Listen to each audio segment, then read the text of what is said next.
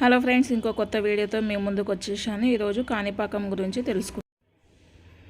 కాణిపాకం ఆంధ్రప్రదేశ్ చిత్తూరు జిల్లాలో ఉన్నది. ఈ పుణ్యక్షేత్రం బహుదా నది ఉత్తరపు ఒడ్డున ఉన్నది. తిరుపతికి వెళ్ళినప్పుడు తప్పకుండా దర్శించుకునే దేవాలయము కాణిపాకము.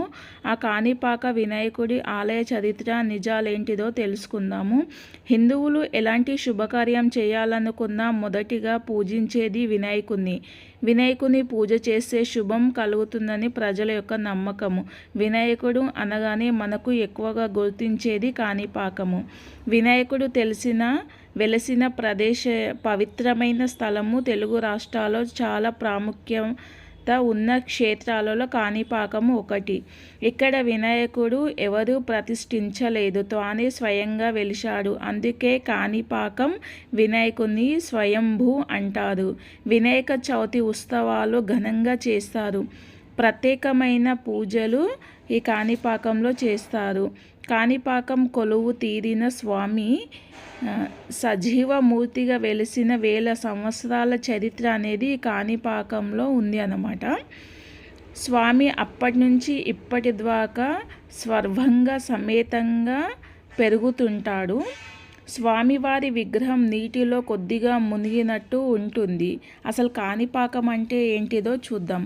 కాణిపాకము అంటే వ్యవసాయ భూమిలో ప్రవహిస్తున్న నీరు అని అర్థం. ఓకేనా ఫ్రెండ్స్, ఇక్కడ మనకు కాణిపాకంలో గుండం అనేది ఉంటుంది, బావి కదా.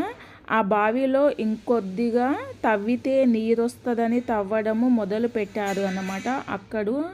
ఆ కాలంలో రైతువులు అలా తవ్వడం మొదలు పెట్టగానే గట్టి రాయి తగిలి క్షణాలలో బావిలో నుంచి రక్తము ఊరడం అనేది మొదలైందన్నమాట ఈ కాణిపాకంలో.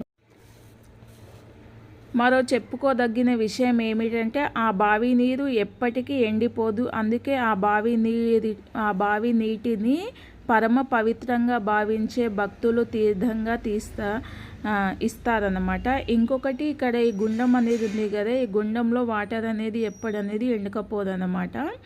అక్కడి నుంచే స్వామివారు వెలిసినారు కాబట్టి అక్కడ స్వామివారు ఉంటారు. మాకైతే దర్శనం అయితే చాలా బాగా జరిగింది. మేమైతే అక్కడ రూమ్స్ తీసుకున్నాము. టిఫిన్స్ కూడా బాగున్నాయి. ఇంకా మధ్యాహ్నం భోజనం కూడా తిన్నాము.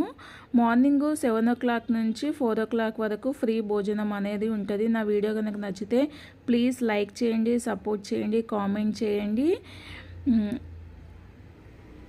సబ్స్క్రైబ్ చేయడం మాత్రము మర్చిపోకండి. తిరుపతికి వెళ్ళే వాళ్ళు ఖచ్చితంగా కాణిపాకం దర్శించుకోవడం మాత్రం మర్చిపోకండి. ఇక్కడ నైట్ స్టే చేసి మార్నింగ్ టైంలో దర్శనం చేసుకోవడం అయితే చాలా బాగుంటుంది. ఇక్కడ చాలామంది మాకు కొంచెం మోసం అయితే చేశారు. ఇక్కడ ఫ్రీగా మనకు స్నానాలు గదులు అనేది లేవు అని చెప్పారు, కానీ ఇక్కడైతే ఫ్రీగా గదిలో స్నానాలు చేసుకోవడానికి వాటర్ అనేది ఉన్నది. అలా లేదు అని చెప్పి రూమ్స్ ఖచ్చితంగా తీసుకోవాలని చెప్పారు. ఇది యొక్క కాణిపాకం చరిత్ర. ప్లీజ్ నా వీడియో కనుక నచ్చితే లైక్ చేయండి, సబ్స్క్రైబ్ చేయండి, సపోర్ట్ చేయడం మాత్రం మర్చిపోకండి.